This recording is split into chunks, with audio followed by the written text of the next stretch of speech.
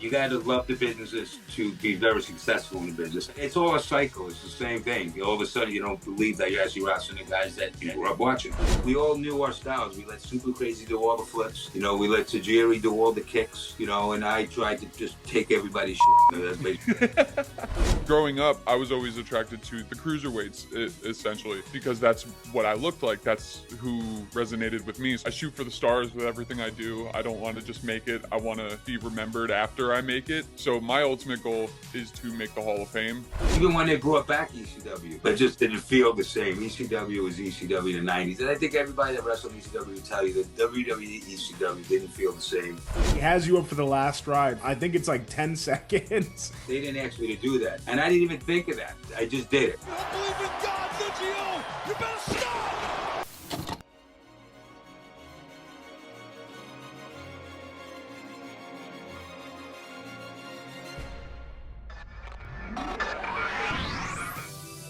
Rewind, recap, relive. Woo! That's what the world is watching. My first guest has been making his name known for about 2 years now in the wrestling world. You might have seen him in Titan Championship Wrestling and beyond. Coming to us with his do or die attitude, please welcome the real Jack Maertens. Hey, how you doing? And also, don't forget to mention, this, as of this past Saturday, your new TCW American Champion. All right? Amazing. Congrats. No, you got to throw that in there. Definitely represent. Yes. And I mean, you're on with an absolute veteran here of the wrestling world. He's one of the OG members of the F.B.I. He's a former two-time ECW tag team champion, two-time cruiserweight champion, Sicilian shooter, of course. Please welcome Little Guido, a.k.a. Nunzio. Thank you for having me. Absolutely. Thank you both so much for being here. I think this is going to be a really fun one.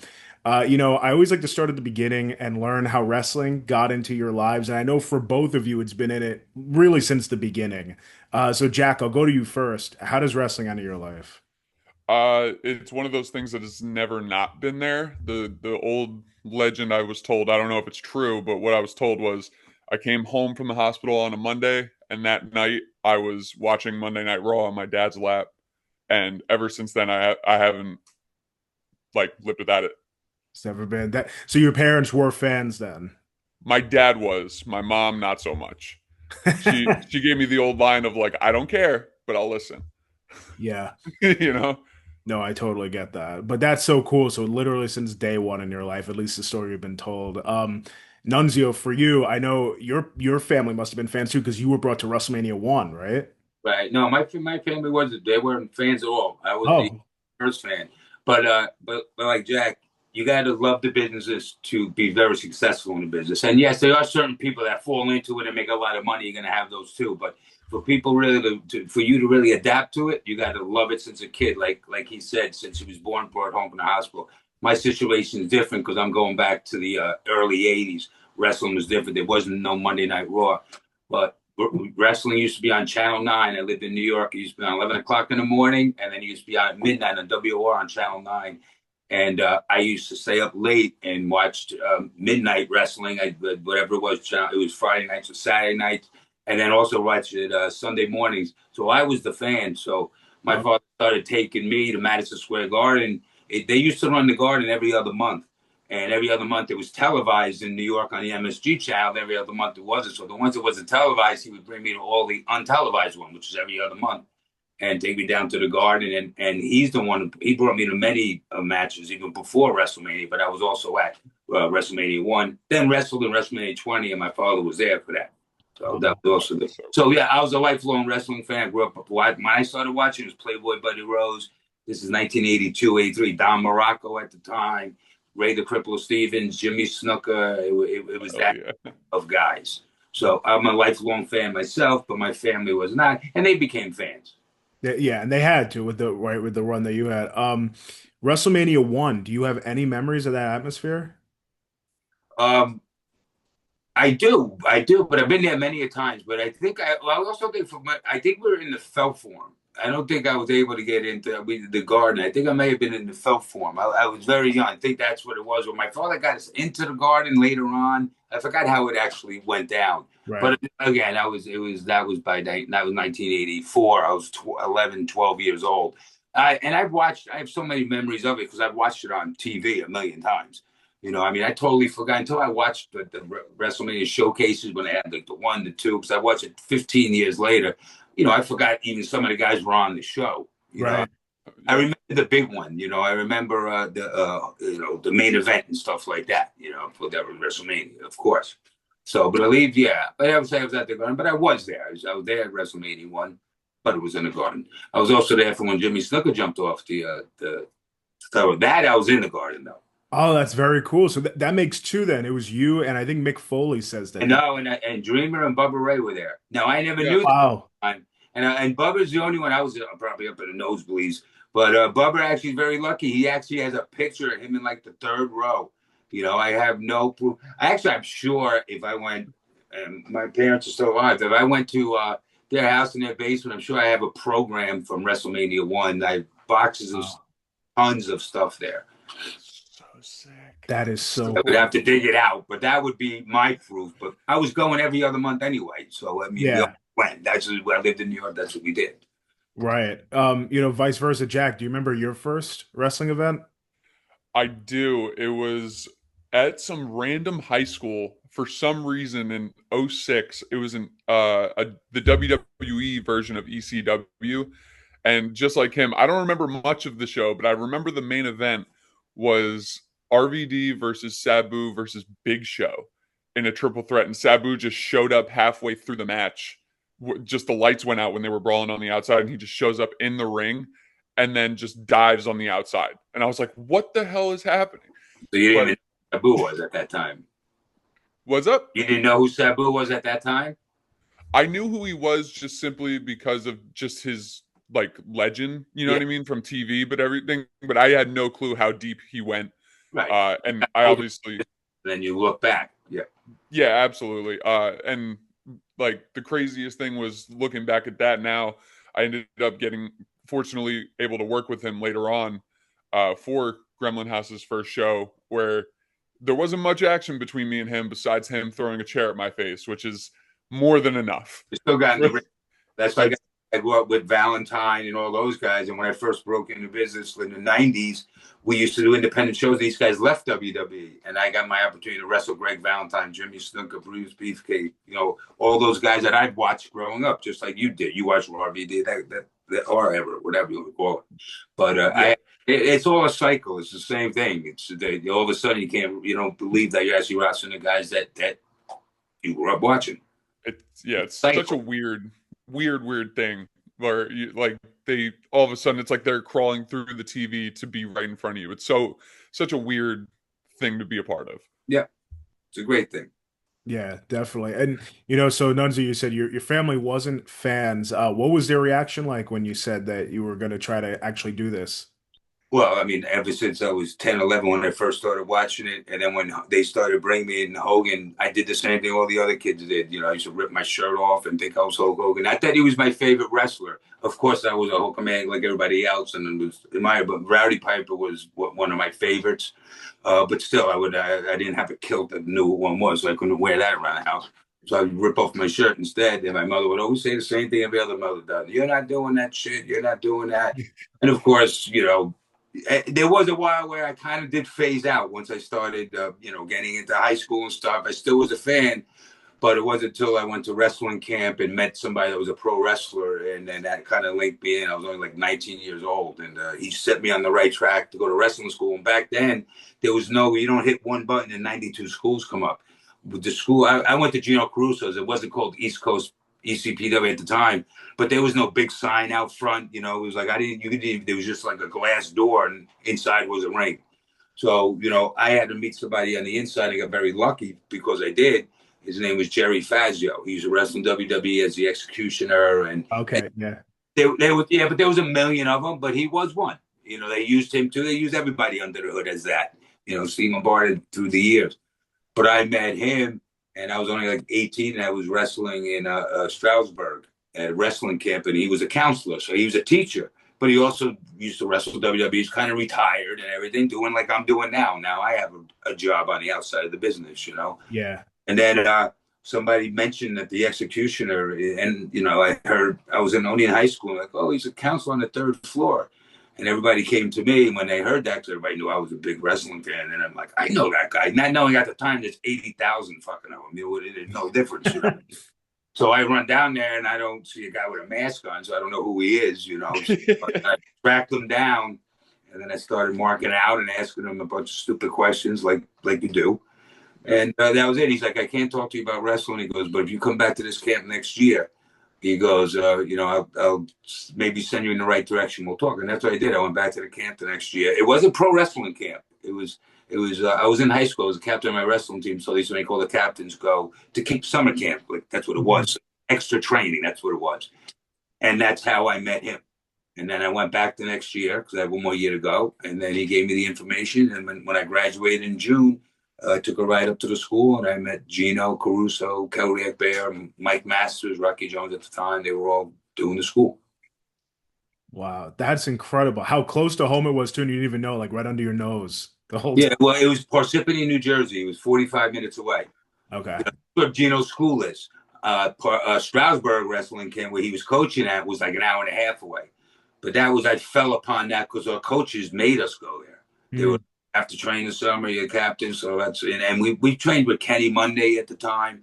And whoever knew 20 years later, I would have wrestled Kurt Angle, you know, but this is, you know, professional wrestling, you know,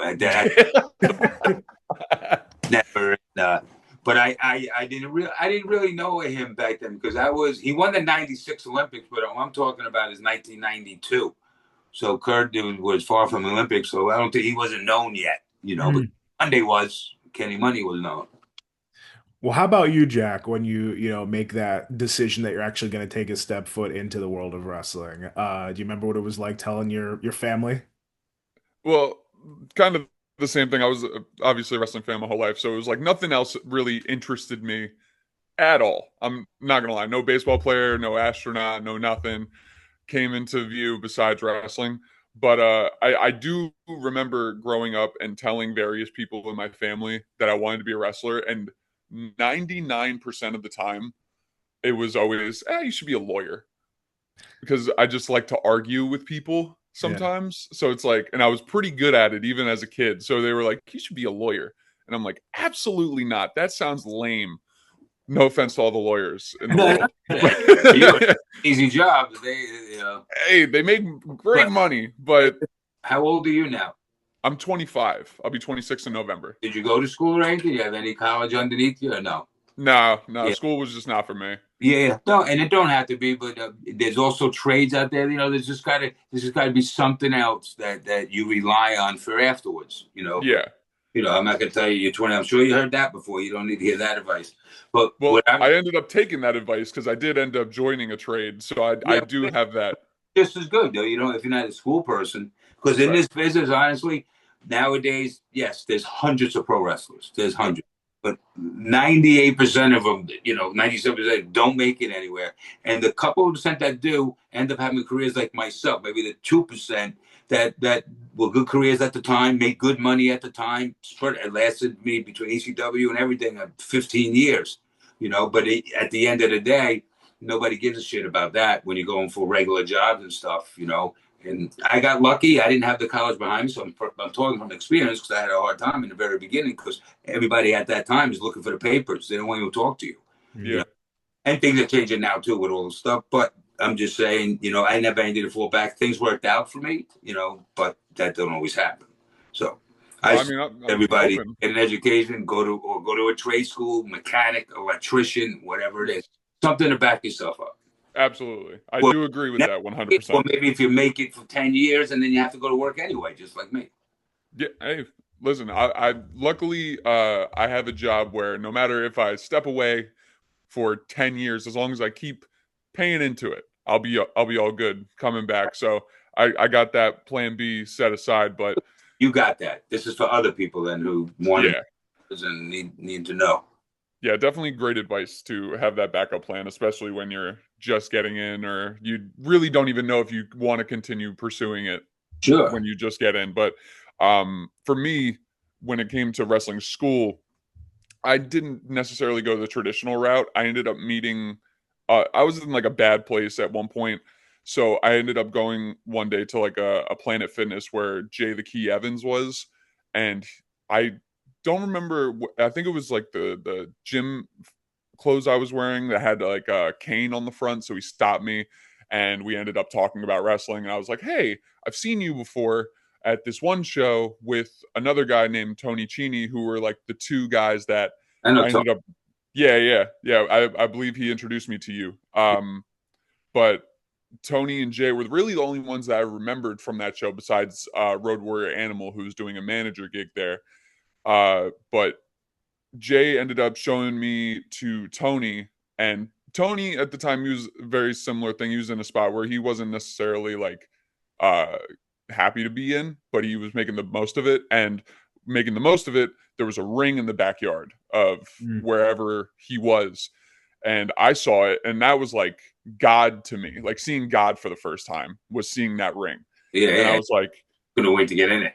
Yeah, dude. Like first question, I was like, can I get in and just do whatever? And I didn't care. Like I wasn't thinking about the quality of the stuff I was learning. I was just like, oh my God, I can learn, and I don't have to spend a crazy amount of money that I don't have. You know, so it's like whatever. Luckily, Tony is a great teacher, and he taught me very well. But I did that for like a year, and then I ended up moving to the Worldwide Dojo run by Cheeseburger and Preacher, where I'm training right now. Yeah. No, both. And yep, yeah. They're great teachers. If you want to train anywhere, go there. That's a great place. But yeah, that's kind of where I'm at now, as the story of me training goes. It's interesting, yeah. And I've heard you say like you like to kind of embody the bigger, because you're a bigger guy, like especially now in the landscape of wrestling. I've had other guys on that were bigger. Would you say there's a specific type of way to train someone like your size versus somebody else? I wouldn't say in terms of training. Like I move a little slower just naturally because of I'm 6'4" and I'm 230 pounds. So I got some. 6'4"? I'm 6'4". Yeah. I feel like I'm told you right this second. Right? Yeah, I mean, hey, you right now you might be. I don't know. But being like 6'4" and 230, I naturally move a little slower than somebody who's going to be 5'6" and like 130. Like I don't, you know what I mean? It's just how it is. So you just got to learn how to move at that speed, which I'm still learning how to do. And your moves got to be a little bigger than normal. You got to make them a little more pop. You got to make a little more noise. Seem more of a monster compared to the person who 90% of the time is going to be smaller than you. So you got to be kind of that, You work the big man style. That's what you got to do. And if you got a guy my size, we got to make that match make sense. I wouldn't hit the ropes one time and hit you with a tackle and you go down. Right. It doesn't make sense. You're going to have to hit that like a few times. Structure different matches with different people. That's being a professional. That's just the way it is. Absolutely. But so you train as a big guy, but sometimes it's good that a big guy could do something, that a smaller guy could do. Where people are like, wow, that's impressive. Just like Brock and stuff doing the whatever you call that, the backflip. The shooting star, yeah. Yeah. Yes, he did. And one time he almost killed himself, but he's done it before, I believe. Yes. I hit it a few times. So, but that's amazing. I can't even do that. I never could do that. I never could just over-rotate like that. So it's amazing. So sometimes it's good, you as a big guy, to do a couple big things, but within reason. Yes. I was going to say, Nunzio, though, your style as a smaller guy was always so fun to watch. Like, I feel like you, especially working with bigger guys, like on their back and things, like you really did that so well. Well, I've said this before. I got very lucky when I was at WWE because they put me with, it was actually Paul. They put me with two bigger guys, Johnny and Chuck. So by them putting me with that, when I first started with WWE in 2002, they had the whole cruiserweight division, all great, Jamie and Chavo and all those guys, and Ray at the time was there. Jamie, Shannon Moore, Helms. They were doing the cruiserweight thing, but when I first got there, they put me with those guys. And so I really wasn't doing the cruiserweight stuff so much. I was really managing. But I was able to do spots with The Undertaker, do spots with Brock Lesnar and all these guys and do stuff backstage. And only because I had these two monsters with me, then we would do tag matches. We'd do 6-man tags. So for a couple of years, which kept my job there maybe 7-8 years, because for the first few years, it was 7 years, I think it was. For the first few years, I was doing the FBI thing, and I was not doing the cruiserweight. Then when I got put into that, then I was kind of fresh with the cruiserweight stuff, because I actually started with the cruiserweights, and then they put me with the FBI thing like a few months in. You start with Eastern Championship Wrestling, and then you go to Japan, and by the time you get back, ECW has completely transformed into what many fans remember it is today. Do you remember walking into that brand new ECW? Well, no, because I always knew about it because when I first started wrestling, I'm training at a Gino school. I started doing shows for the Savoldis, Mario Savoldi and them. Gino had a connection with them. So I started working for them in like 1992, 93, and I met Tommy Dreamer, I met Taz, Chris Candido, and all these guys, and became very friendly with them. And so when I was working for them, then I started working, I worked for them, so I became friends with them. Then I started working because the Tommy Cairo started bringing me down to Philadelphia. He's the one that got me and introduced me to Todd Gordon and stuff like that. And then I left. I got my opportunity in Japan. So I didn't work in Eastern Championship Wrestling for about a year or so. Sandman was there at the time with the swimsuit on. The surfer. Yeah, Larry Winters, Johnny Hoppe, Tony Stetson, all the old guys, Super Destroyers. AJ Petrucci was one of them. Petrucci. So I was working there, but I also met Dreamer and those guys before. So when I did go to Japan and that ended, when I came home, I got a chance to go work with Carlos Colon in Puerto Rico, and I met Pablo Marquez. And he was I was only home for a few weeks. So, and he's like, "Oh, I'm wrestling with ECW." I said, "Yeah, I see it on advertised." I said, he goes, "What's going on?" He goes, Dreamer, Taz, they're all running with Paulie. I said, "I don't know Paul." I said, "But, I know Dreamer, I know Taz and stuff." I said, tell them that I said hello and stuff. So I go home a couple weeks later. I go back to Puerto Rico to do a tour with cars, and Pablo's there, and he's like, I talked to Dreamer and Taz. They want Dreamer. Said, give him a call when you get home. So I said, okay. So I kind of saw the product before. I knew what it was. It was totally different when I walked in the door. And I walked in the door the first time in Lost Battalion Hall, and that's where I met Paul Heyman. I didn't wrestle that night. I came down, and that's actually months later is where I debuted with JT Smith. Mm-hmm. And he that's when we cut that promo on me being Italian and we're cousins. And that's the same night Devon Dudley got introduced on TV. And him and Bubba Ray hell out of me and JT. You go back and you watch it. It's on it. I was open. That's the debut of the not Bubba Ray, but the debut of Devon. That was the same debut of me being Little Guido. But there's a that's how that ended up working. So once I, so me having a connection with those guys before, it was easy because once, I had to earn the job when I got there, but at least I had the connection to introduce myself to Paul, because otherwise I wouldn't have had a way to introduce myself to him. So that's how that worked. Do you remember like the creation of the FBI being explained to you? Was it Paul Heyman or was it JT Smith? No, it was when I came in there. I was working as Damian Stone doing non-televised shows. Actually, a couple times I went out when Pillman, God bless him, was hitting people with canes. I did a run-in. I was Damian Stone running just to get hit with a bunch of other people. And then I remember, and then JT Smith was doing the Italian things. Everybody always, and I've said this a million times, everybody always thinks I'm the original full-blood Italian. I tell everybody that's not true. I'm the longest lasting, 100%. But JT Smith had that gimmick first. And he had it for a year with me, and then he quit. That's how that ended. And once he quit, and they he quit. His wife got pregnant, or he moved to Richmond, or I forget whatever it was. And then I was on my own, and that's when from there, Paul was giving me different. Davey Paisano ended up being Kid Cash later on, and a couple different guys. Then he brought in Tracy and Tommy, and that's how that FBI started. So it was actually. I don't want to go too far ahead, but it was JT Smith was the one. So I remember I came into Lost Battalion Hall. This is months later, and not the first time I met him, because I said my career got launched there. I just walked, and the whole time, the last like month and a half, Paulie would always say to me, "You remind me of a little Joe Pesci. You're a small guy, got an attitude." And he would keep saying this every week to me, but never gave a name to me. So, he would just say that every weekend on all the shows and the TVs. But I was doing Damian Stone, not really doing TVs, but I was working, dark match run-ins. And then one time I came into Lost Battalion Hall, and he's like, "You're Little Guido. You're like Joe Pesci. Your name's Little Guido. You're going to be his cousin." And you got hit with a frying pan.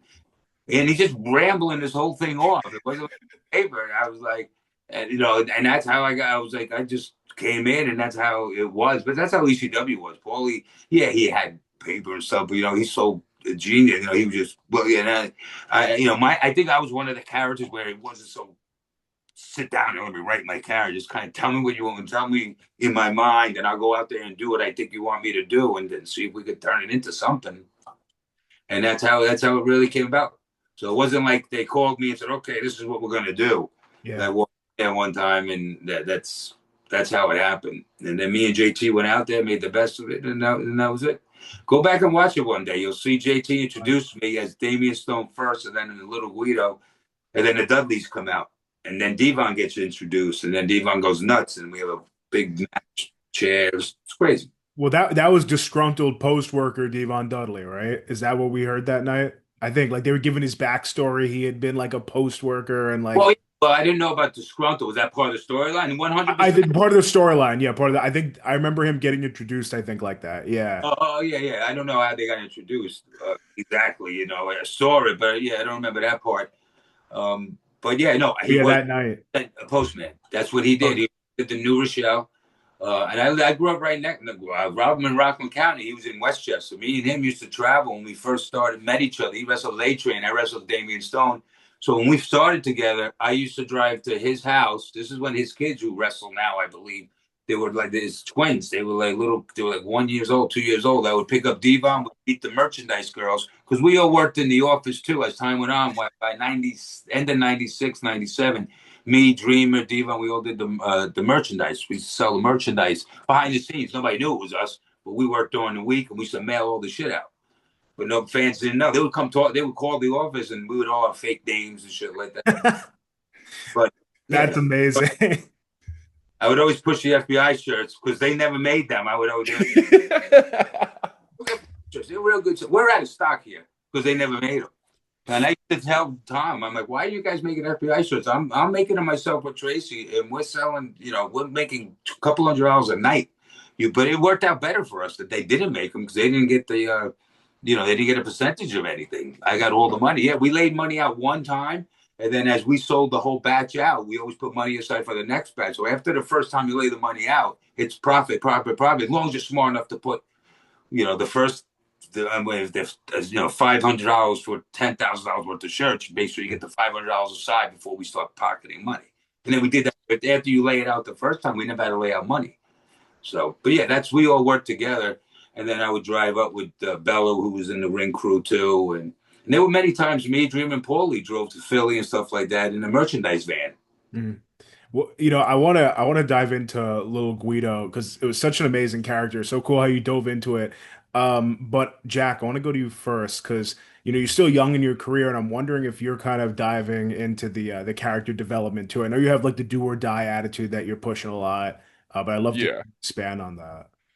So the whole idea that I'm running with right now is when I was a kid, the most devious thing you could do was rip off a luchador's mask, and it's still like pretty high up there, But back then it was like I was always enamored with the way like Chris Jericho would explain it. He was like, you hide behind a mask, like you aren't a true person because you like hide behind this thing that you want to be, you know what I'm saying, like something like that. And now I'm kind of taking that, and instead of just being just luchadors or just people behind masks, it's everybody with a character, especially the ones that are like really, really out there, you know what I mean? Like I'll be like, you need to be that character because you're not okay just being yourself. Mm-hmm. And that's like the whole thing. I'm kind of just nitpicking everybody's creative choices and being like, why don't you just be yourself, be real with yourself? That's why I call myself the real Jack Maertens, because it's this is who I am. And a lot of people will say like the person you see in the ring is me behind the curtain. It's just I'm way less of a dick. That's wrestling's all about now. I think ECW made it that way. Not made it that way. Everything was a bunch of characters. WWE, Paulie let everybody be themselves. That's how with the Steve Austin situation happened when he got fired at WCW, and Paul let him come in, speak, and be himself. Tommy Dreamer, be himself, low pitch, quiet. Yes. the suplex machine. He let everybody. He didn't give. He gave me the Little Guido character, but most of the guys weren't. New Jack wasn't a real character. You know, he was a maniac. You know, I mean, RVD. None of us had characters really. You know, Spike Dudley. You know, yeah, Dudleys were characters, I guess you could say, but for the most part, Paulie let all the guys, Louis Spicoli when he came in, and the Jericho, you know, let him just be them. Yes. So yeah, that's I do enjoy like the characters. Don't get me wrong. I don't want people to seem like what I'm trying to be as a character is like how I actually am. I love characters, and sometimes like they're better than just being yourself. But in terms of my character, I don't really see many people just attack directly the way they're trying to be in the ring, rather than, you know, like just being like, oh, I don't like you because you took my title, like some stupid like that. Yeah, I feel that. I like it too because it could work with like anyone, right? Like everyone in wrestling is being a character, so you could take that wherever and like expand on it. Exactly. That's like the saying they say about when you develop a finisher. It's like, make sure your finish you can hit on anybody and at any time, any place. So it's like the character too. It's like anybody can get it. well, that's like Steve Austin. He's just a pumped up version of himself. He's Yeah.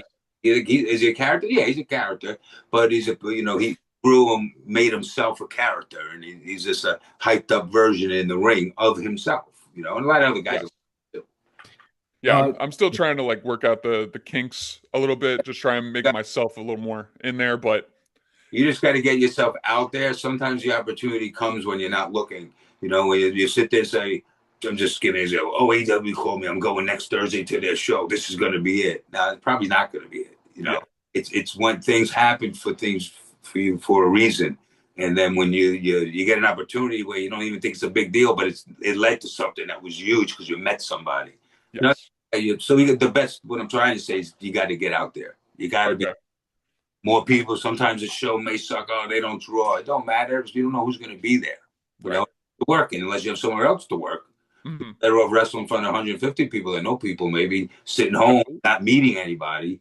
You know, as long as you could afford it, you got to do what you got to do. Absolutely. The beginning stages, I had other jobs. Wrestling didn't pay, so I was able to do independent shows in the early 90s because I made pizzas, I bartended. That was how I got around. Right. You know, the FBI was one of so many amazing personalities, like you just said, in ECW. As someone, you know, ECW original, you worked so closely with Paul Heyman. What do you think his real genius was, seeing it up close and personal? What made Paul Heyman so good? And I just did. It's just natural, you know. He just has a way to get into your mind and make you believe sometimes a character that he has in his mind, and he could like pump you up. I don't know. It's not everybody has that. I don't know exactly, you know, what gives him that drive, but just the way he is, the way he talks, the way he's his mannerisms and stuff like that, and you know. And the genius comes since you want to talk about a huge mark. He's the biggest mark out of all of us, you know. Good way. We're all marks. That's Absolutely. You want to talk about a mark, he'll tell you. He's the one that snuck in. We all have Madison Square Garden stories because we're all from New York. I don't know how he did it, but he said this a million times and stuff. But he ended up sneaking into Madison Square Garden with a press pass for Mr. Mancini.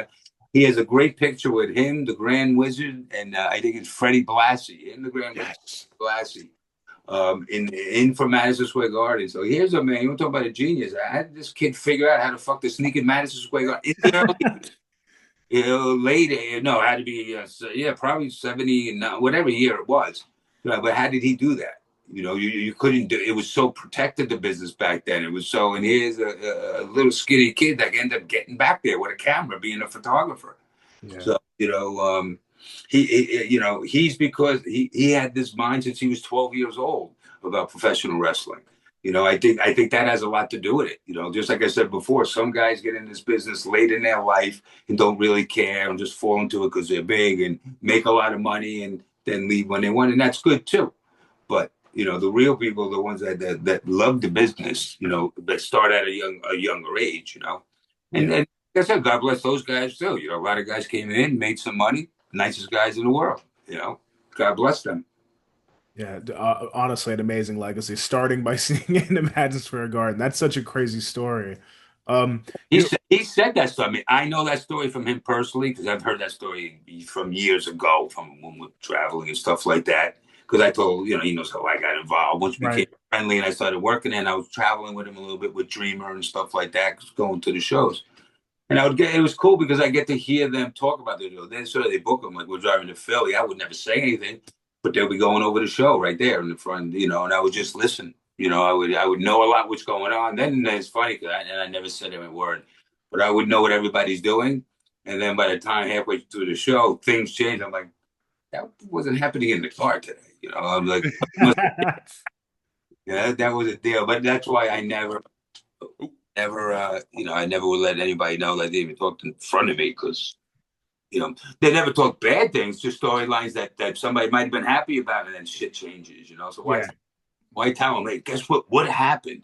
But it didn't happen, so don't worry about it. You just don't talk. And that's that awesome behind the scenes of the ECW. But for anyone who didn't, I mean, I'd never been to an ECW show live, and it feels like it was just a special like pocket in time, that ECW crowd. For someone who wrestled in front of it like you did, how would you describe that atmosphere of ECW? Well, that was really sort of the shock factor. Well, when I first started wrestling in that building, which was in 1993, we were just getting crowds of 200. And it was Extreme Championship Wrestling early days. Eddie Gilbert was there at the time, so and then it built into that. By the time I came back, it was that explosive thing. But it was great because it was like like they're right on top of you, like Queens, the Elks Lodge, the arena. The fans became like a cult following, and then we before I even got there, they were letting the fans get involved. And fans would hit us with the frying pans, and we had to end all that because fans started to get creative but stupid and started putting like little nails in the frying pans. We would grab them. There'll be whipped cream on them or tacks and shit like that. And you're hitting people in the head because you don't look to see what's in it. You're thinking they're not fucking doing that. But after a while, they were doing stuff like that, and we even veered away from grabbing or checking the item out before you actually just grab it, whack somebody. But yeah, that was the first, my feeling of everybody like right on top of you, because that was my first exposure. Yes, I did the Japan stuff, and I was in front of 40,000 people, but that was a totally different style. Japan I did the shoot style #1, and that crowd only popped when something happened. If 40,000 people would be dead silent, you hear a pin drop, then you hit a big spot, and then all of a sudden it becomes quiet again. So I was never in front of that crowd that was just kept popping every time you had false finish. 1, 2, boom, It was not the style that I did, because I did UWF. We didn't even have couldn't even pin each other, so it was submission only. So I didn't get a chance. Well, or won a couple times in the other ones, but at that time, so it was a great feeling. It was also my first time ever when I started the Little Guido thing, is just to be known. Like even when my music hits, all of a sudden, as a couple of months went on, you just start feeling different. Then when you start going to the local hotels and stuff, as long as you're with the crew, people start asking for autographs. You start to get into it. You start to really feel like, all right, this is cool. Is this what it's all about? And that makes you want to work harder. Not just because they recognize you, because you feel like you're doing something. People know who you are. You're starting to gain traction. You're getting used. Some are liking you, some are not. That's the way it goes. But that all adds to your success. Absolutely. That is so cool. Jack, did you ever watch like old school ECW? I'm assuming, yeah, right? Of course, yeah. Like I first ended up watching the Rise and Fall DVD when it first came out. I just bought it from I believe Walmart or whatever with like before you even store money. Before watching What's up? You bought that? Yeah. So you saw the documentary first. You saw all the bad shit. Yeah, I saw all the bad shit first. I saw the mass transit incident before I ever watched anything. But then I ended up going back and I would see like Heatwave 98 or like what's it called? WrestlePalooza. Let's bring that just because of topics. But I wrestled the Blue Meanie for wrestling. Yes. I would just end up finding them on the internet, and I would just be so enamored with not only just how brutal the wrestling could be at times, but just how just the crowd became a part of the show. You'd watch it just as much for the crowd reaction, just as much as the match, because they were just so involved, for lack of a better word. It's like they were just their own entity. It was a very cool thing to watch, and it's like one of those things I was like, I want to be a part of that and just get that feeling. Yeah, because you never saw that before at that time. The people chanting the letters ECW because they like something, to letting you know. And then when they didn't like something, they chant boring because they'll fucking let you know when they don't. Yeah. And but that's what was cool about it. You never saw that WWE shows or anything at that time. No. Yeah. No, so it's so cool to me. That shit was just so cool to me. Yeah, you know what you got to understand too. When we did TV tapings, we did all the New Jack matches. We're hitting everybody. If you went to the house shows, there was only one match that involved weapons. Every other match were regular wrestling matches. You had your RVDs with the chairs. You had a little bit of everything.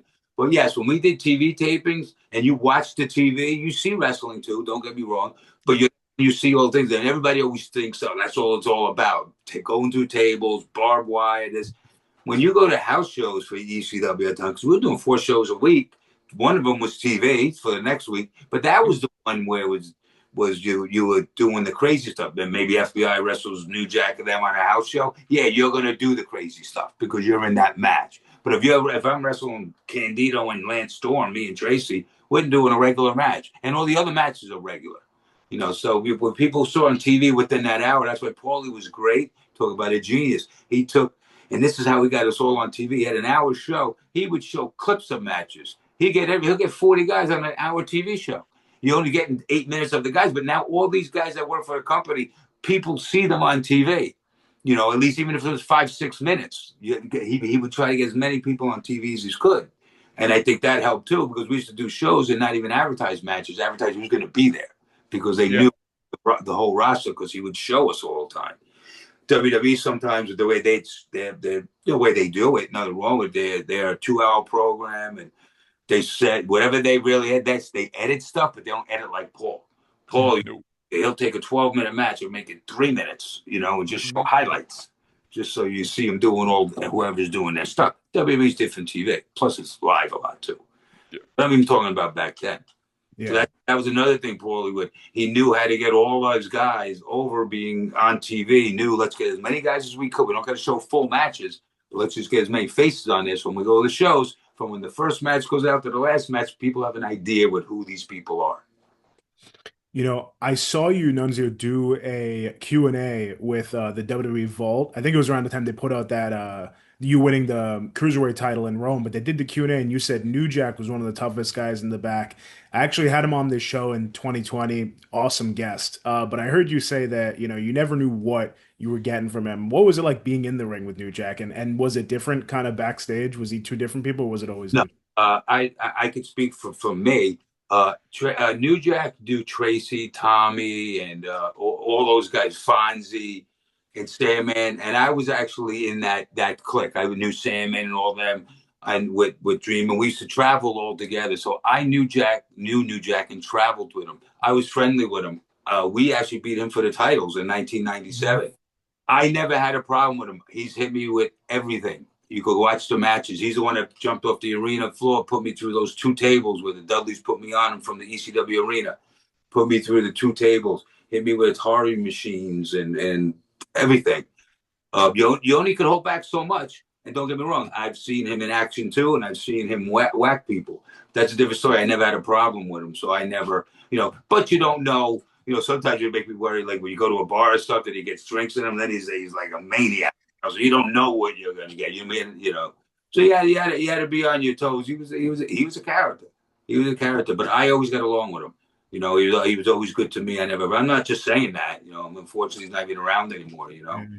But I had good experience. I've seen him do some crazy stuff that I could disagree with, and some other people will, just crazy fighting and just nutty stuff. But at the end of the day, I knew the New Jack. I knew the person he was, and he was a good guy.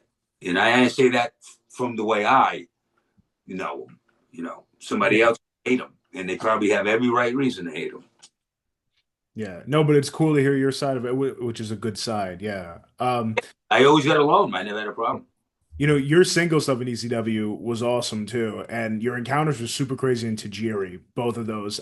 I'd love to hear from you what made the 3 of you have such great chemistry. You think what made those matches so special? I don't know what made them so special. I can't say that. but I wrestled in Japan, even though it was a different style. I dealt with going over matches with if wrestling without knowing the language, because in the very beginning they didn't, and I did Japanese style. Because even though I did the shoot style, I did some of the other styles, but I would always mess around like in practice, and we would do American style because I knew how to do it, but not when we would do UWF. UWF practice, yeah, we do American style for fun sometimes, Yeah. But I was able to work their style, and I did Puerto Rico. I didn't really wrestle too much in Mexico, but I ended up wrestling a lot of those guys, and I just had a chemistry with them, knowing to go over matches, which helps, but. Again, it's I don't know how to say that. I don't know what made it. I mean, Paulie actually seen something in it, and that's when he ended up putting us all together as single matches first, and then into the three-way dances. So I'm just saying, and Tajiri was great. We all knew our styles. We let Super Crazy do all the flips.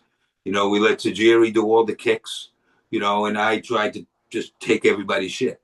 That's basically yeah. And with a couple of arm bars in there and leg takedowns, but that was really about it. And it worked, so I don't really care. Such good matches, And Jack, I heard you say that Tajiri is someone that you always looked up to, right? Yeah. As a kid, now, like I said, I'm 6'4", 230, but as a kid, I was really small. I didn't hit my growth spurt until I was like 14, 15, and then I grew 10 inches in a month, I believe it was. It was brutal, but growing up, I was always attracted to the little guys, the cruiserweights, essentially.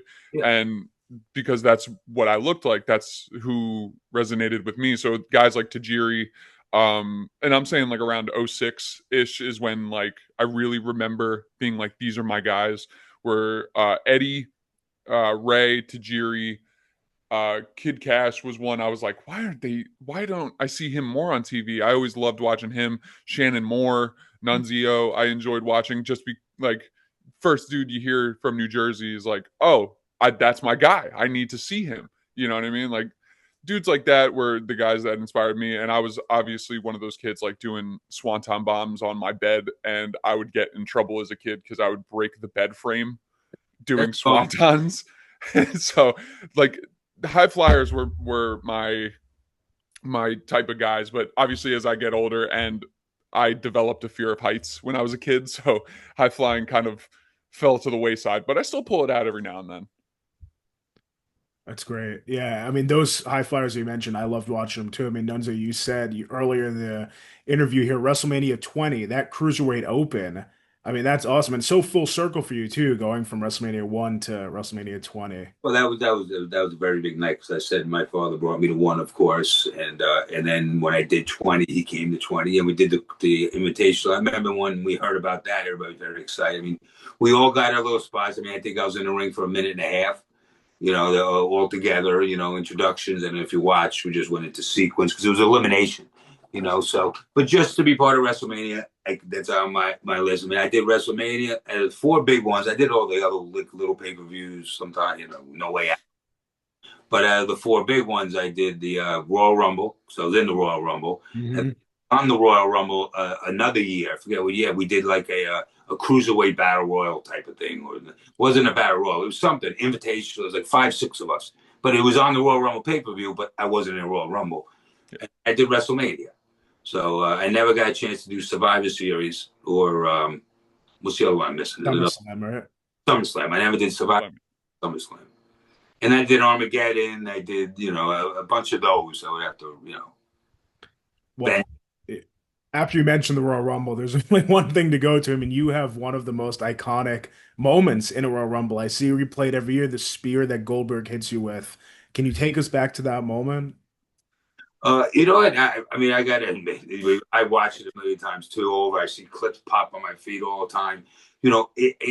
At the time, you just got to know how to take it. Did you not to win that a little bit? Yes, but I tell you, it looked a lot worse than it really was. He did take care of me. There's really, I got to do my part. He does his part. And that we hit at the right time. I think I left my feet at the right time, because something like that, you don't want to keep your feet planted. You want to be as light as you could, so when he hits you, you just take the fall back. And again, on TV, I think it looked a lot worse than the feeling. He didn't knock me out. He knocked the wind out of me a little bit, but you know, and then you got to remember, you know, I knew it was coming. You know, it was discussed. I was more worried, tell you the truth, about when he was going to press me and throw me to the floor. That was on my mind more than when I turned around and he was going to spear me, because I took spears through the years from Rhino, and you know, I've taken spears through tables. You know, so, and it's not that I never been thrown over the top rope. I just didn't know how he's going to do it. Plus, he's very tall, so think about how high I'm going to be over his head, over the top rope, and I wanted to make sure I land correctly. You know, so I was more worried about that than when he hit me with the spear. So the spear was kind of like just happened. It just, as soon as I turned around, and there he came, and then boom, it just took me off my feet and just sat back to see my head hit. And then, so that was it. So really, you know, I mean, knocked my wind out of me a little bit, but you know, really was nothing. I could sit here and act like he broke 3 ribs. I don't know if he said anything to you about, was he happy with it ever? Because he recently, I saw in an interview, say it was one of his favorites. So say again? Did he have any comments about it afterwards? Because he said recently it was one of his favorites he's ever given. Oh yeah, somebody said, yeah, somebody asked him. He mentioned a few of them, and that was one of them. No, he thanked me afterwards, you know, and I did see him a couple times, but I don't think I seen him too many times after he watched it. You know, I don't think I haven't really seen Goldberg in many years for him to say, hey, that was great or whatever, if he wants to say that, whatever. But no, I know he did say that. Somebody told me that, and then I saw that. Kiwi took a good one too, I think.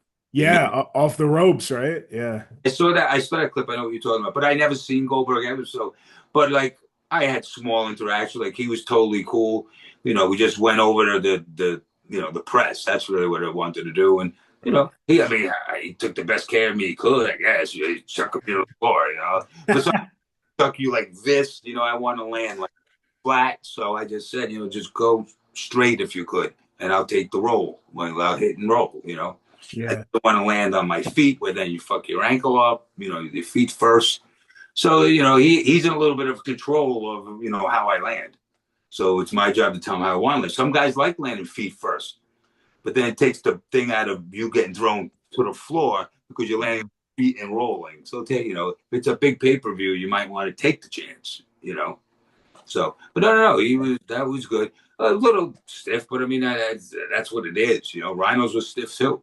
You know, or yeah, Jack, I'd love to get your thoughts on that because obviously the spear, I'm sure you've seen the spear, but also just like working as a bigger guy, like we said, are you doing that a lot? Like kind of trying to put guys down the right way with those presses and stuff? Not just being a big guy, but just in general, like everything you want to do, make it safe, make sure everybody goes home at the end of the day without or minimal injuries. You know, like you don't want to fuck up anybody's weekend. You know what I mean? Sometimes people got to go to work the next day or that night. Who knows? But yeah, it's always my main priority before the match is discussed or anything. I just want to make sure that everybody is safe, everybody goes home, and the old saying of like hit nice in safe places. You know what I mean? Yeah, like shit like that. But I want to put on record too. One of the best Goldberg spears I've ever seen was Christian in 2003. Christian comes out with like a chair. Dude, I don't know how that timing or anything worked, but it looks so fucking brutal. It's amazing. Isn't it on that same clip I'm talking about? Was it Christian, one of them that he brought up? Yes. Yeah, he did. He brought up Christian because you said the name. I think that's the one. That has to be the one, I would imagine. It was Christian. Yeah, he folds him like a chair. He's wearing green in it, right? Yep. There's that one. And literally a week later, they do, because of that whole segment they did the week before, it was in 2003, I believe, May 23rd, 2003. Goldberg and Christian have a main event steel cage match where Christian just gets murdered for 8 minutes. And he just ends up with this wild crimson mask, and the ending spear was, if not, it's this as brutal, or if not more brutal than the one that you always see. Go check that one out if you haven't. It's such a good match. Just what they told. Nunzio, what'd you say? I didn't hear that. And I'm not sure. I would have to go back and look. Me too. Yeah, I don't think I've seen that one, the follow up, but that definitely the first one that we were talking about. That was crazy. Yes. But I'll go check that out. You know, Nunzio, you created more iconic moments too in that run in WWE that are just like picture perfect. When the FBI feuded with Undertaker, and he has you up for the last ride for I think it's like 10 seconds, and you hit the prayer. Do you remember that moment? Oh yeah, yeah. Well, you know what? That wasn't that they didn't ask me to do that. And you know who loved that? The biggest praise I got was Pat Patterson. As soon as I got back to through the curtain, and I didn't even think of that. That was I just did it. And there wasn't I didn't know what I was gonna do, but once he raised me up, I just automatically did it. They asked me to do it the last time when I did it with Tony D'Angelo. I did it there too, but they asked me because of that. But that time I just did it on my own. And I have talked to the Undertaker about that, and I've seen him do interviews online where that was brought up to him, you know, about the last ride. But no, that was, and he's talked to me about that when I don't see him anymore. But I mean, back because that happened in like 2003. I was with him for like another 5 years after that. Right. So that's aired a million times since then. But yeah. He's gentle with the last ride too. They look devastating, but again, they're all big bumps. I mean, I don't ever keep saying, "Oh, they're okay." They're not. You know, when you start taking them every night, your body's getting jolted like crazy. But when you're in there, sometimes you got 40,000 people, and you know there's millions of watching. You know, it doesn't feel the same. Do that in an empty arena, you feel like you're gonna break. You know, totally different thing. That's interesting. Yeah, no, it's like we were saying with the ECW fans, right? It's like the fans help you a little bit, I'm sure. He chokes him to the outside in that too. I don't like we were saying with the Goldberg, there was like the spear, then the toss, but the chokeslam almost looked more brutal than the last ride. He choked me over the top rope. Over the top rope, and FBI catches you. Yeah, I don't know if you remember that, but Wait, I remember when he did it and he threw me on Chuck and Johnny, right? yes, That's the time you're talking about? yeah, that's the time. Yeah, those guys broke my fall. It wasn't like he did it. There's one. Spike Dudley? Well, not Spike. It was me. That we were doing something, and I jump on. I think it was Undertaker's back. It was in one of the matches, like a 6-man tag, and he walked over to the rope. But you could find it. I've seen this. That mared me over the top on his shoulders. I was on his back. He ended up getting me over like this, and he chucked me, and I landed flat on my back. That hurt a little bit. Not that it was his fault, but it's like I told him to do it. You know, I'm like, I'll jump on your back if you want. I think it was like maybe a battle royal type of thing. I forget exactly what it was, but he ended up doing that to me. You know, it might have been a tag match with him and my guys, and I got involved in the end. And he did. I forget exactly what it was, but but I told him to do it, and there's nothing he could do to make it easier. You know, he's just giving me snap mayor over. I'm taking everything else.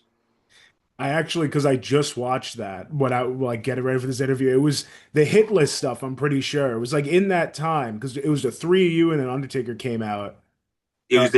Oh, you know what? You know what it was? It was the three of you on Brock, and Undertaker came out to like save Brock, and then there's the three of you on two of them, and then you're carried over to the corner and thrown right out. And I remember being like, "Oh," I actively was like, "Oh my God, that was crazy." That was yeah. I didn't think it was going to be the way it was, but I'm glad it worked out the way it was. Yeah. You know, we watched it look good, and everybody said it looked good. You know, so it was good for me. You know, Vince liked it. I remember coming back.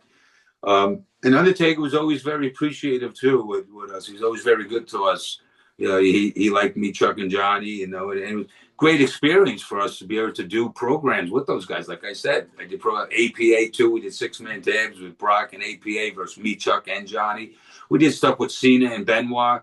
We did a 6-man tag, me, Chuck, and Johnny. I think it was Rhino, Benoit, and Cena. I think Rhino, Benoit, and Cena versus me, Chuck, and Johnny.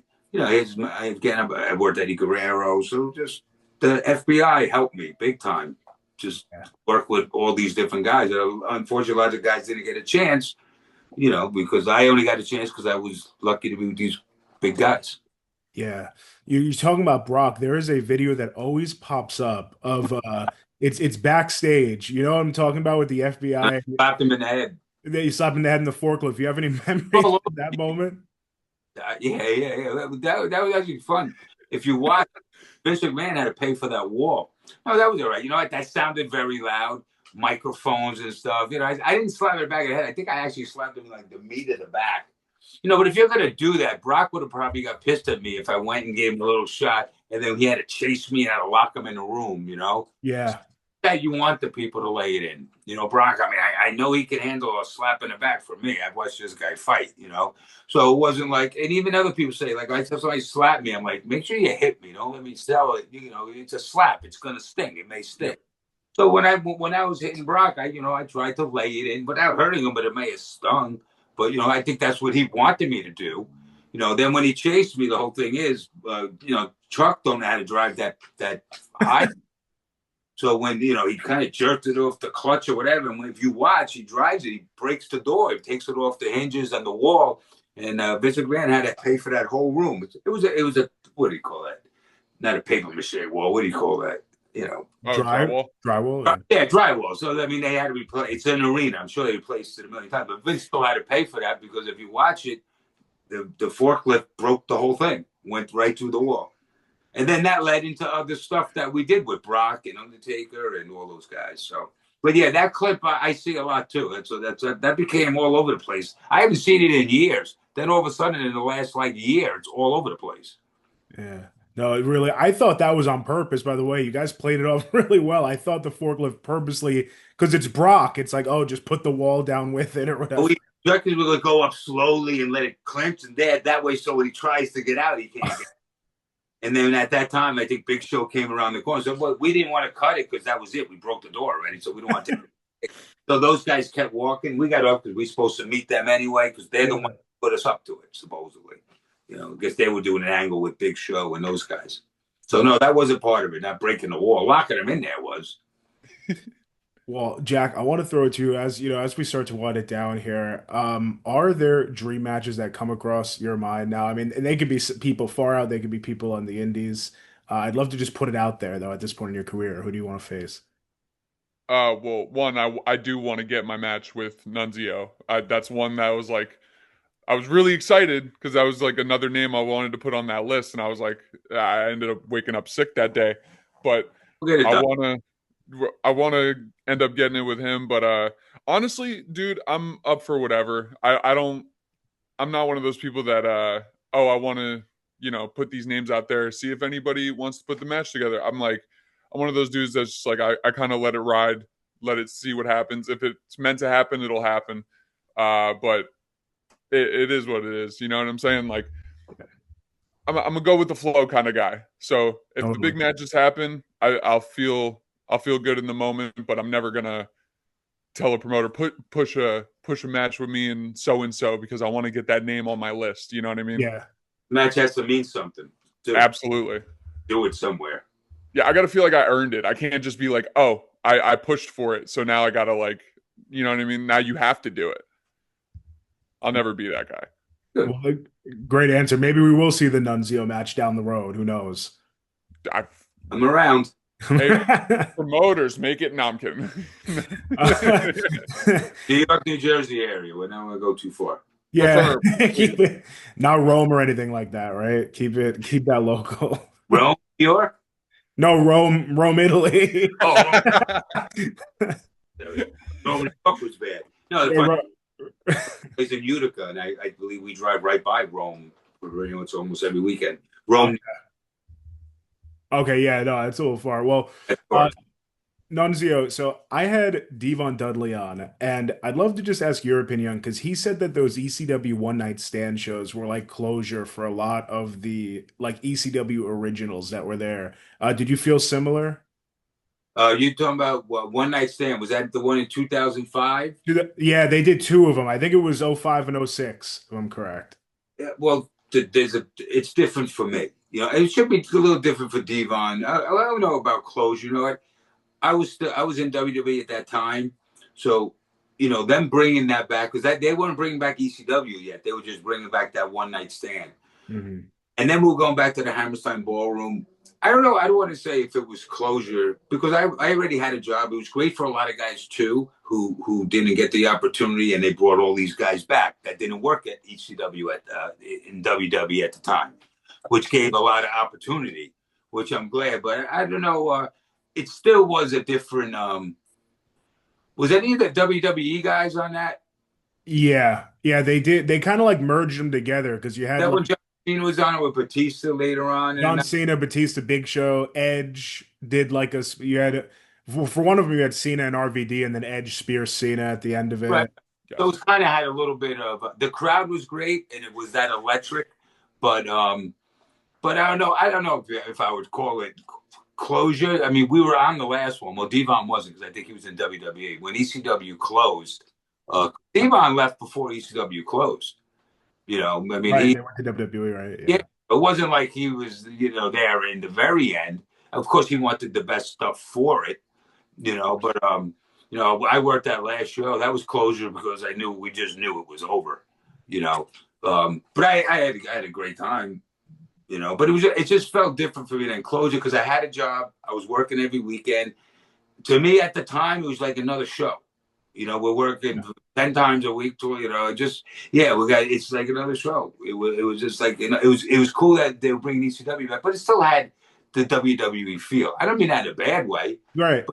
Still, it wasn't like I was sitting home for years and all of a sudden I'm going to go wrestle in the Hammerstein Ballroom. Right. Whereas, I was employed by the WWE. I was wrestling 20 times a month, so it was like, it was another show with a good ECW feel. Yes, 100%. It was great to go back into the Hammerstein Ballroom with those fans on top of you, chanting better than when you're at the Garden. It feels a little more electric at the Hammerstein Ballroom because it's so a lot smaller, you know.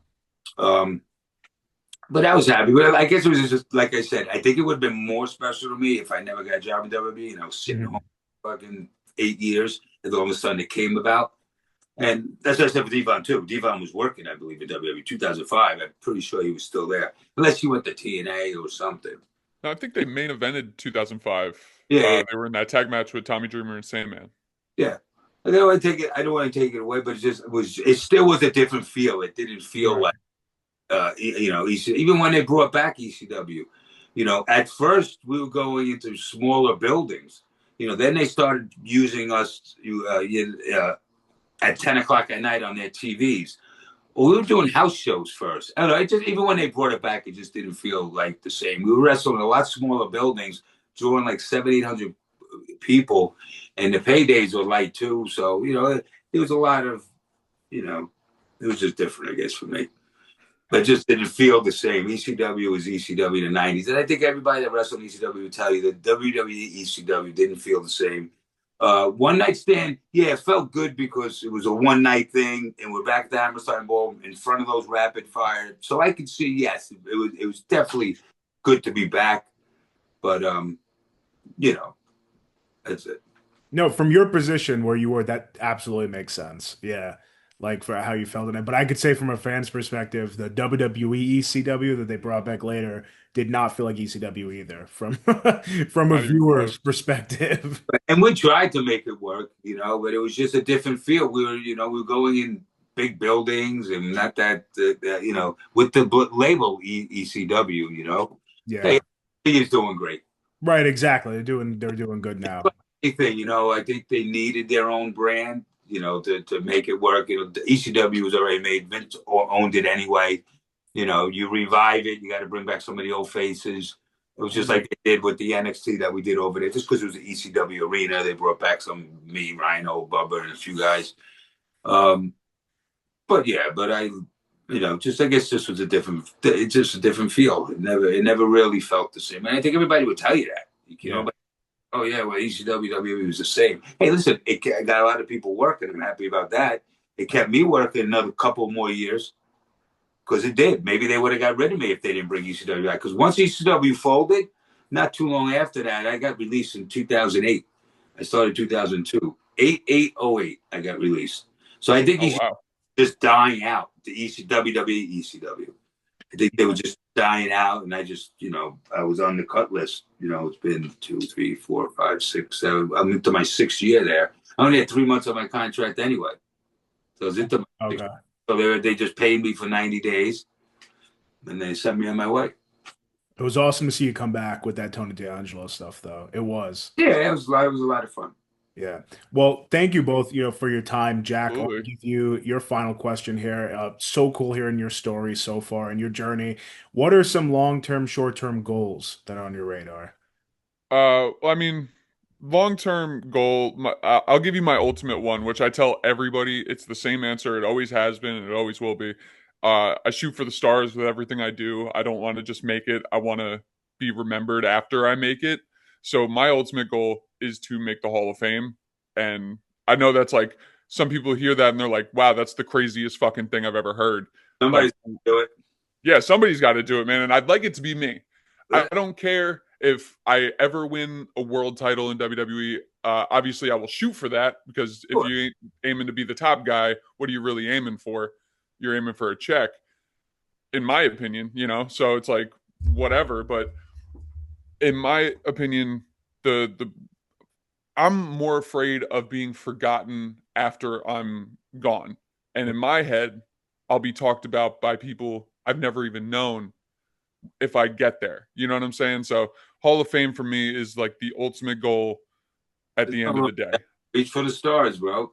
Absolutely. That's all I can do. And I don't know what it is with the allure of the Hall of Fame. Maybe it's the way they've presented it over the years, but to me, that's like immortality. And I'm afraid of death. So if I can beat death, that's the best thing for me.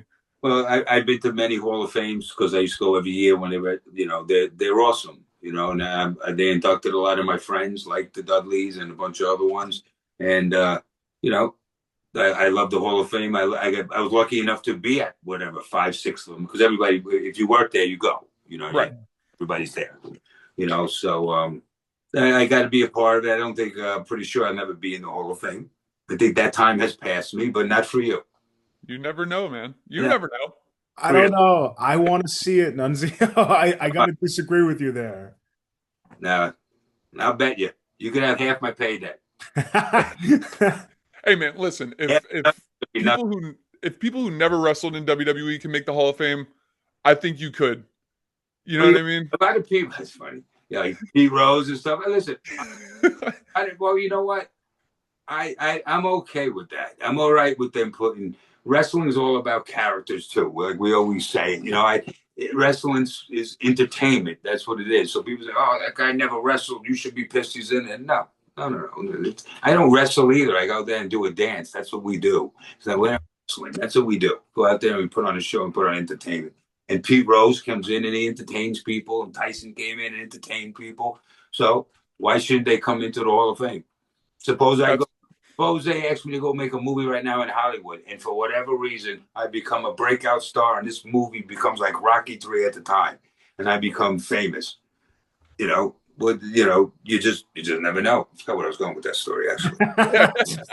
But it ended well, though. That was a good ending, still. I think what I'm trying to say. Yeah. No, absolutely. You know, my final question for you, Nunzio, is if you have any lasting, you've given awesome advice, but any lasting words of wisdom, advice for Jack as he continues his journey. Give me it all. Yeah, well, it seems like from this hour or so I've been talking to you, you seem like you have a good head on your shoulders. You know what you're doing. You know what you want.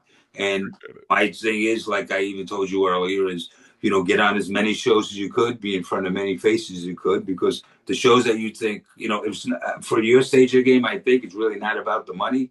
You know, it's about getting on the shows. You you might have to find a bartender job or something like that because you need money in your pocket to get to the shows, you know.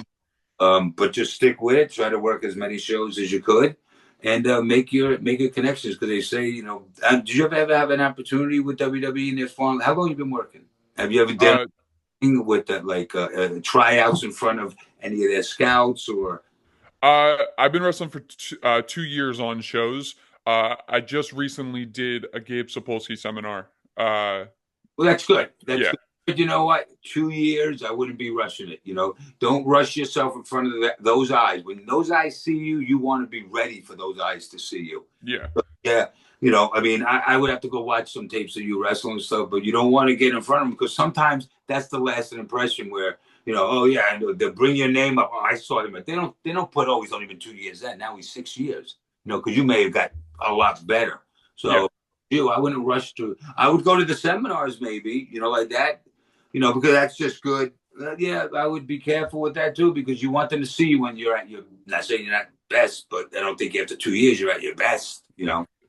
You know, so a lot of times, sometimes that leaves a last impression of people where, you know, they see something and it just sticks in their mind. And, you know, if they're in a level of power and they don't happen to like it, they're always going to have that bad thing in their mind. So what you're saying, give you guys, be careful. Don't jump the gun. You know, don't rush to be in front of people's eyes that can make or break you when you're not ready for it. So that's just football. You know, you don't go play football 2 years and go try out for the NFL. Yeah. Not the same, but the same. No, absolutely. I appreciate that. I would turn that opportunity. WB called you up and said, "Hey, listen, we saw you on a team." But that's a different story. Yeah. Trust me, I'm not saying no to that. Sorry. What I'm saying is take it in the right perspective, you know, depending on absolutely. Yeah.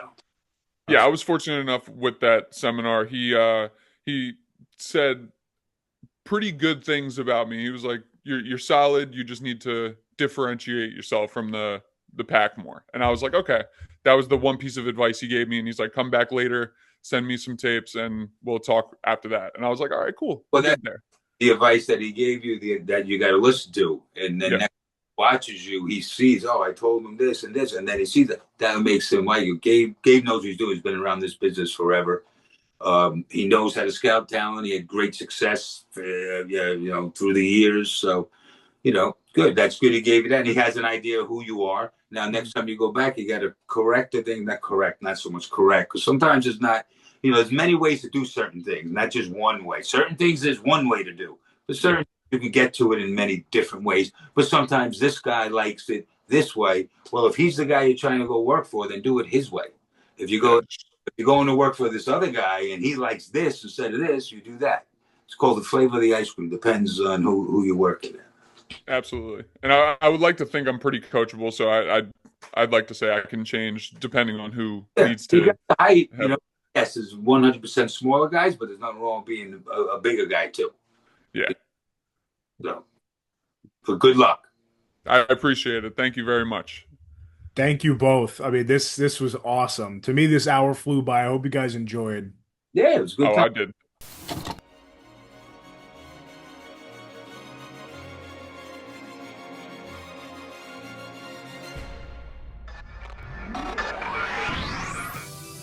Rewind, recap, relive. Woo! That's what the world is watching.